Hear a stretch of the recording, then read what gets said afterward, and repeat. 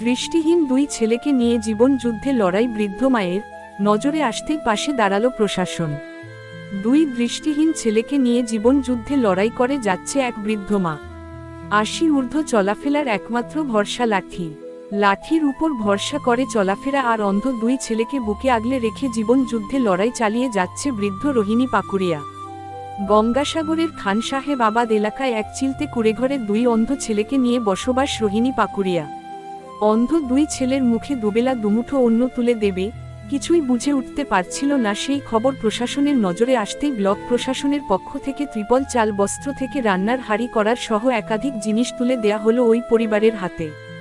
হতদরিদ্র পরিবার চাতক পাখির মতন সরকারি সাহায্যের দিকেই তাকিয়ে থাকার পর প্রশাসনের সাহায্য পেয়ে খুশি পাকুড়িয়া পরিবার।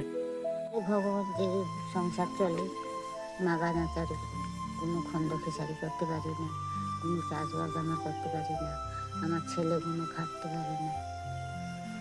ওইটুকু প্রতিবন্ধী টাকা পাই, সেটাই সংসার চলে। কিছু লোক, বাইরের লোক যে যেমন পারে দিয়ে যায়। দুটো ছেলে কি অন্ধ? হ্যাঁ, এটা একদম পেটুনি। আর এ ভালো টাকা হইতে এও তার অন্ধ, একে দুবার অপারেশন করা হয়েছে। হাতের আঙুলের ছাপের বহু প্রবলেমে সেগুলোকে হয়তো অ্যাকাউন্ট থেকে টাকা তোলা যাচ্ছে না। সেটা আগামী দিনে যদি এই বিষয়টার উপরে আমরা নিশ্চয়ই ব্যাংকে আগে টাকাটা তুলতো, কিন্তু বর্তমানে হাতে ফিঙ্গারপ্রিন্টের সমস্যার কারণে টাকা তুলতে পারছে না। এটা হচ্ছে ঘটনা সত্য, এবং আমাদের রামকচ্চর গ্রাম পঞ্চায়েত ওনাদের পাশে আছে, সাথে আছে এবং আগামী দিনে থাকবে। আমাদের গ্রাম পঞ্চায়েতের রিলিফ ফান্ড থেকে আমরাও এই ফ্যামিলিকে, এই পাখিরা ফ্যামিলিকে আমরা সর্বতভাবে সহযোগিতা করি এবং আগামী দিনে করব এই আশ্বাস রাখছি।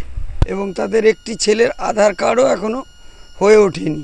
ফলে প্রশাসনের কাছে আমার বিনম্র আবেদন, ইমিডিয়েট যাতে তার আধার কার্ডের ব্যবস্থা করা হয় এবং প্রশাসন তার পাশে এসে দাঁড়ায়। দেখছি অত্যন্ত জেনেটিক্যালি ডিজিজে ওরা ভুগছে। একটা যত পুত্র সন্তান তার হবে, তাদের এই চোখের ডিফেক্ট হবে, এটা অনেক আগে জেনেটিক্যালি প্রুভ। সেই অবস্থায় এই রোহিণী পাকুড়িয়া কিন্তু ব্যতিক্রমী নয়। তার দুইটি মেয়ে রয়েছে, তারা কিন্তু ভালো, তাদের জামাইরাও ভালো, কিন্তু এখানে তার যেটুকু সম্পদ আছে তার নামই তো এখন কিছু নেই, এটা শোনা কথা। কিন্তু আমি চাইছি যে তার এই আগামী দিনে কিভাবে সে খাবে, সে তো মানব সম্পদ, তাদের দেখভালের দায়িত্ব সরকারের।